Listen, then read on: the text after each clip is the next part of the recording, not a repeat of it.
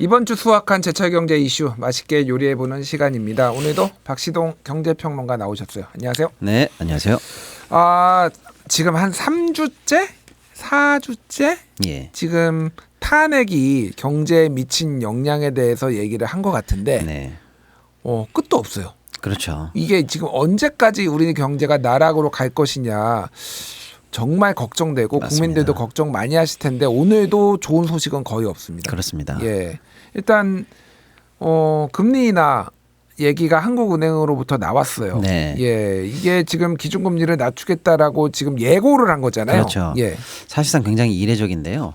일단은 한국은행이 성탄인 25일에 내년도 통화 신용정책 운영 방향이라는 보고서인데요. 쉽게 말씀드리면 내년 1년 동안 한국은행이 통화를 어떻게 가져갈지에 대한 큰 그림이 나온 건데 주요한 내용은 이렇습니다. 내년 우리 경제 너무 안 좋다.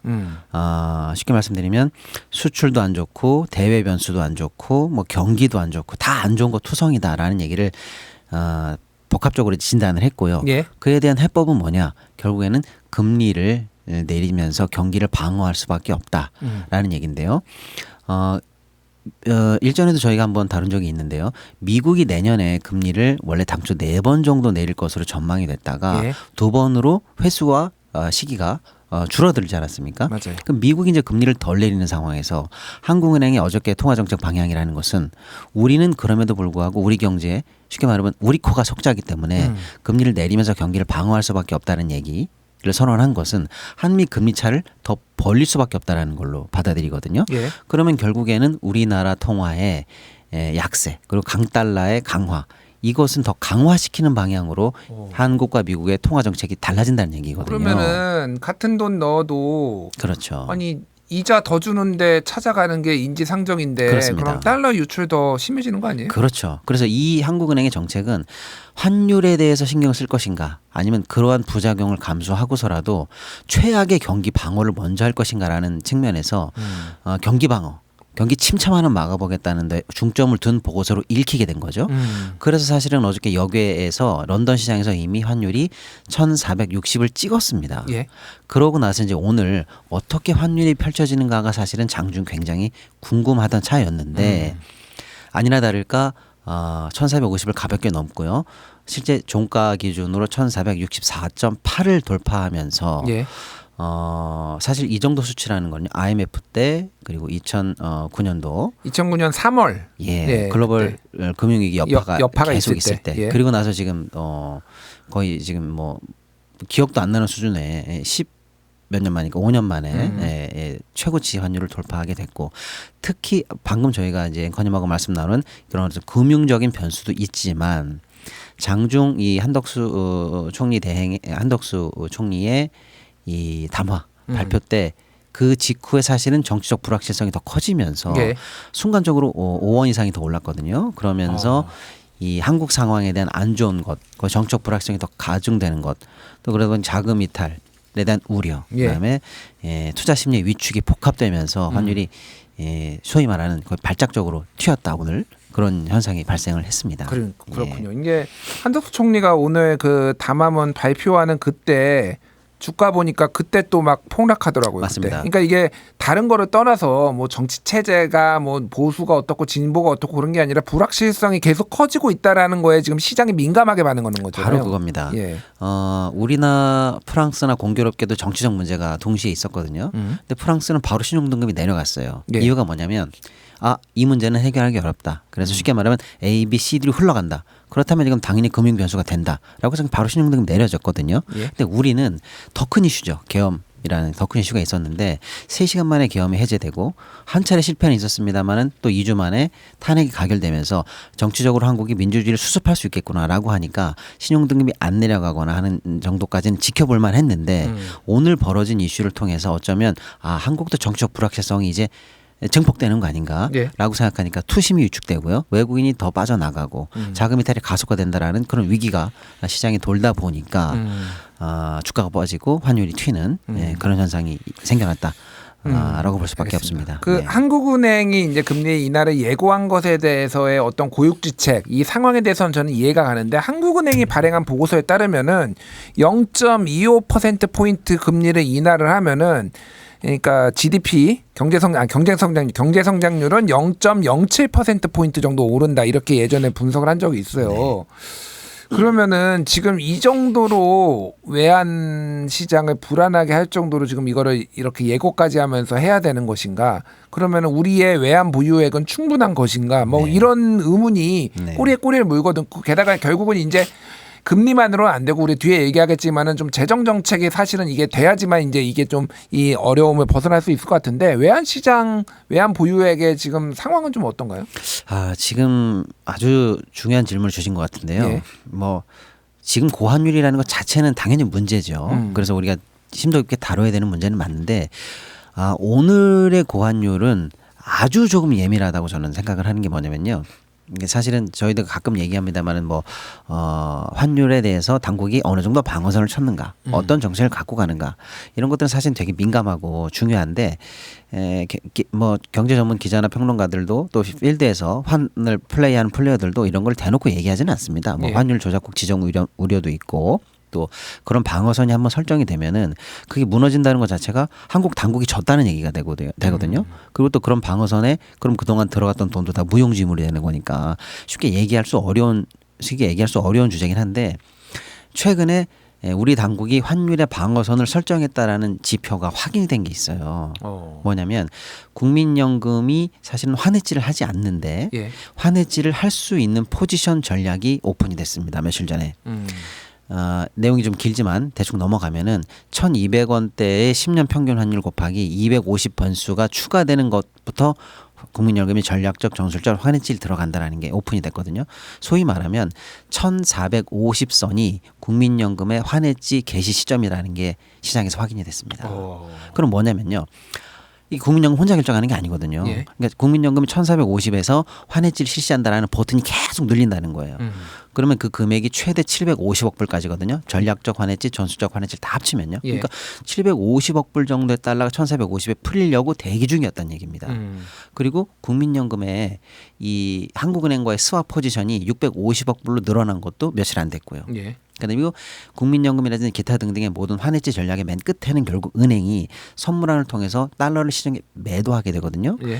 그러면 은행 입장에서는 정부가 이렇게 아무리 요구해도 우리는 어느 정도 자본 비율 이상의 선물안을 취급할 수 없도록 규정이 되어 있습니다. 왜냐하면 위험할 수 있으니까요. 그래서 예를 들면 국내은행 같은 경우에는 선물안이 자본 비율 50%까지. 또 국내에 지점이 있는 해외은행 같은 경우는 250%까지가 딱 한도예요. 예. 근데 이번에 당국이 그걸 풀어줬습니다. 국내은행은 50에서 70으로 예. 해외은행 지점은 250에서 375까지 풀어줬어요. 그 달러를 더 시장에 공급하라는 더 얘기인가요? 많이 취급해도 좋다. 위험해도 좋지만 지금 취급해라.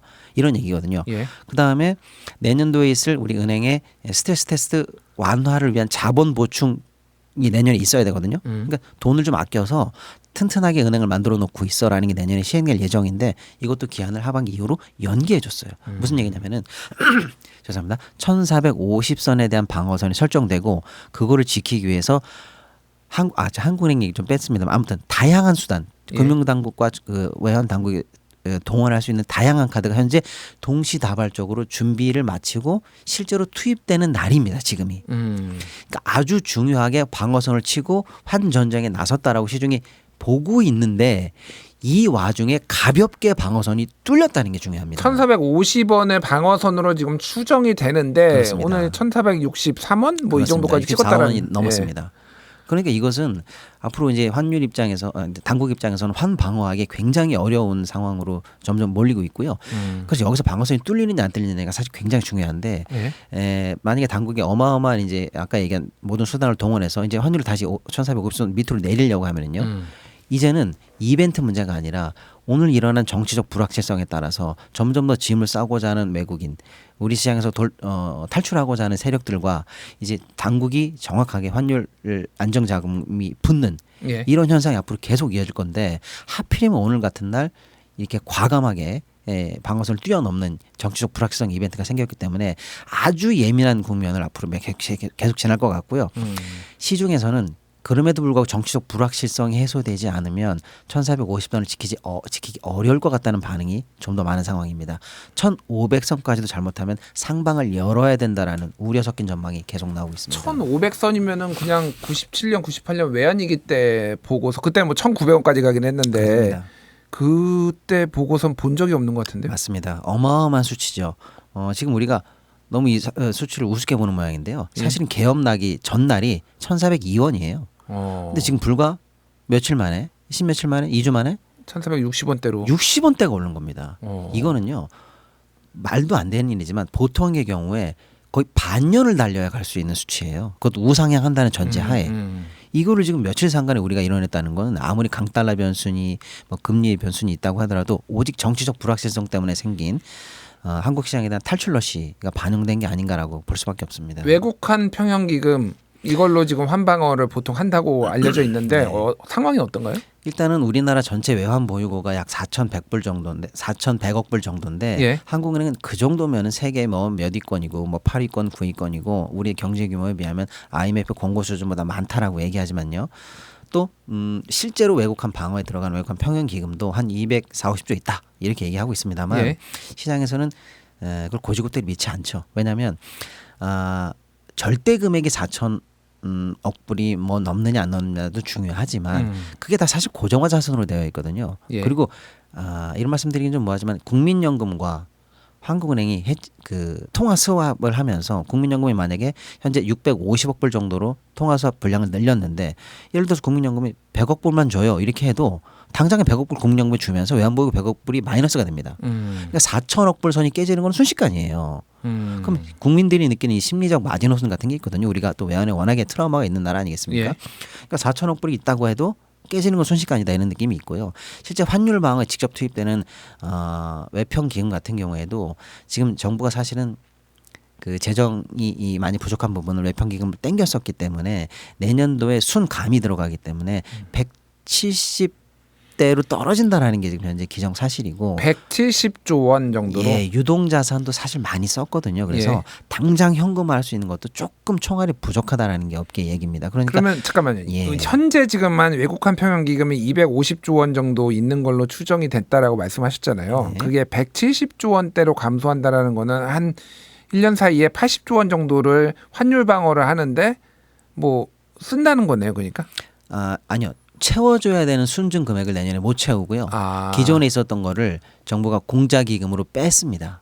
예예. 그래서 이제 원래 그 정도 규모를 유지하기 위해서 내년에 채워야 되는데 채워야 되는 거를 못 채운다. 못 지금. 채우고 있는 상황입니다. 그렇군요. 그걸 못 채우는 상황에서 평소에 써야 되는 미세 조정, 예. 스무디한 조정을 위해서 돈을 계속 썼거든요. 외평기금도. 예, 예. 그러니까 유동자산은 또 그 총볼륨 안에서 많이 줄어 있는 상황. 그러니까 전체적으로 환방어하기에 한국이 굉장히 빡빡한 상황 아닌가라고 해서 원래도 사실은 약간 살얼음을 걷듯이 조심스러운 상황이었는데 이런 정치 불안 변수가 터지니까 지금 뭐 사실 우리가 생각만 했지 실제로 가능할까 했던 1460선이 가볍게 돌파되는 알겠습니다. 그런 상황이 오늘 벌어졌습니다. 예, 외환 얘기 해봤고요. 내수 얘기 좀 해보겠습니다. 네. 오늘 한국은행이 내놓은 12월 소비자 심리 지수가 88.4라고 하는데, 네. 제가 알기로 이렇게 낮은 게 굉장히 오랜만인 것 굉장히 같아요. 오랜만이죠.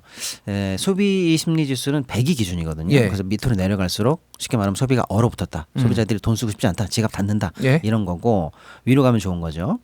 근데 지금 2020년 3월 코로나 때 한참 있을 때 예. 그때가 이제 굉장히 낮았고 그때 이후로 그 전달보다 낙폭이 가장 큰 달이 이번입니다. 요 직전 11월에도 굉장히 낮았어요. 그러니까 코로나 때 4인 이상 못 모이게 하고 그래서 완전히 그렇습니다.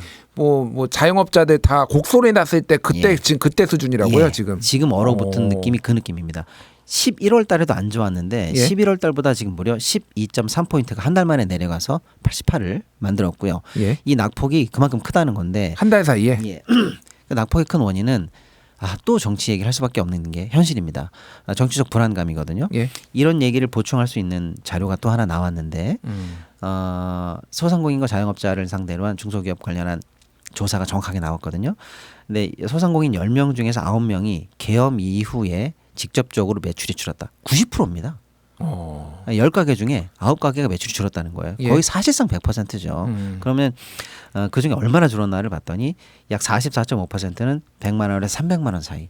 한 달에. 그렇죠. 그리고 300에서 500만 원 사이 감소가 있었다는 데가 29.1, 사이 예. 30%고요.